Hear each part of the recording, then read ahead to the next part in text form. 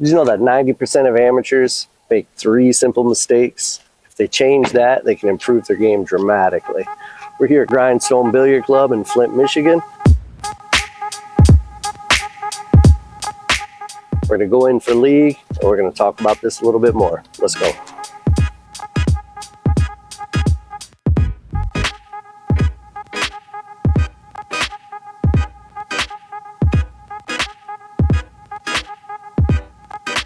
All right, guys, we're back from league. We'll have those matches up on the channel soon, but let's talk about those 3 things. I literally walked into the pool hall, and before I got to the table, I saw the majority of players doing 1, 2, or even all 3 of these things right off the bat.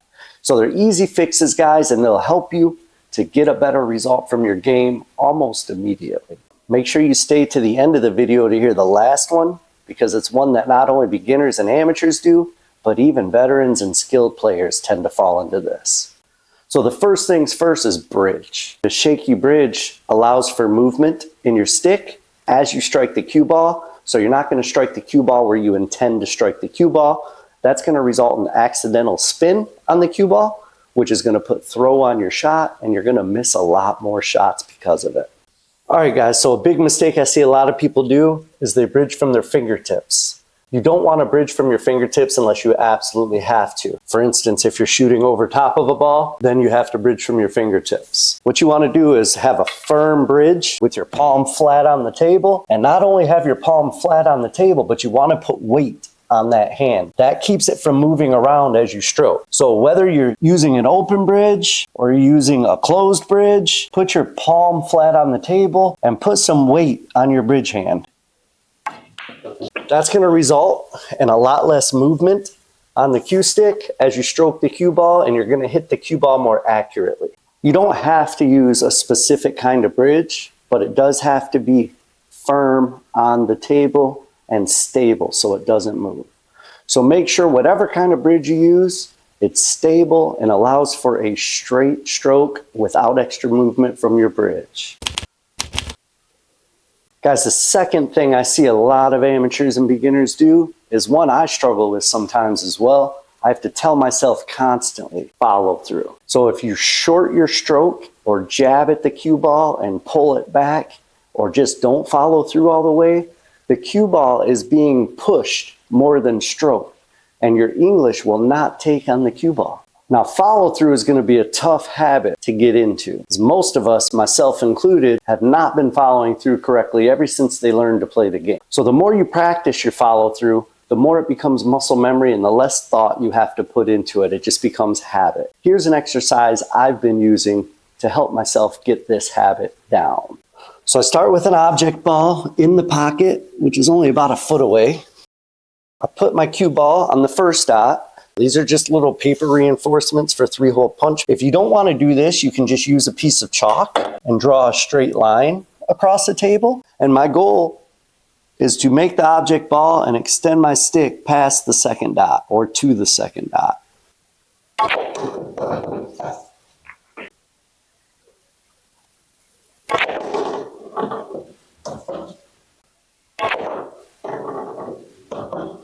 Guys, if you set that one up and practice it over and over, do it every day if possible, you'll soon start following through as a habit. At least that's what they tell me. I'm still working on that one myself. On to tip number 3. All right, guys, tip number 3 is one that everybody does. Not just beginners and amateurs. I've even seen pros do this from time to time. What I'm talking about, guys, is staying down on your shot. Now, this doesn't just mean lifting your head. That's the most common thing that you see is people popping their head up when they shoot. Your head moves because you're clenching up as you strike the cue ball. So if you watch beginners, when they shoot, it's easy to see because as they stroke the cue ball, their head pops right up on the shot. If you watch pros, it's a little less easy to see because their head isn't noticeably popping up. It may just be a slight movement. A lot of body movement there. Or their head may not move at all. It may be like a shoulder jerk, but it's all the same thing. What it is anticipating the strike on the cue ball, and your body clenches up as a result, and your stroke is not as smooth. So how do we fix this? Well, I don't know for sure. I'm an amateur, remember? But I can show you what I do to work on it. One thing I do physically in my stroke when I notice that I'm moving or lifting my head is I straighten my back leg. So instead of having my back leg bent, I straighten it completely, and locking your knee in place just kind of makes it uncomfortable to lift up. And physically that can help. Now, in my personal opinion, there's only so much physically you can do to prevent that head jerk. To me, it's mostly a mental thing. So there's a couple other things I do when I notice that I'm doing it. What I say to myself when I get down on every shot is stay still. I think of myself as a robot, and the only thing allowed to move is from my elbow down. And keep that in the forefront of your mind as you're shooting your shot. The other thing I do is focus on my object ball hit point. I don't think about striking the cue ball. I pretend the cue ball isn't even there. And a lot of times that keeps my mind into the follow through on the shot, and I'm less likely to pop my head up when I do that. So guys, in my opinion, these three things are the #1 errors that beginners and amateurs make. Now keep in mind, I'm an amateur myself, guys. I'm no teacher, I'm no professional. The fact that you're even watching my video is crazy. And I'm not certified to help you in any way, shape, or form. This is just one amateur helping other amateurs and teaching you guys what I've learned from other people and videos and so forth throughout the years.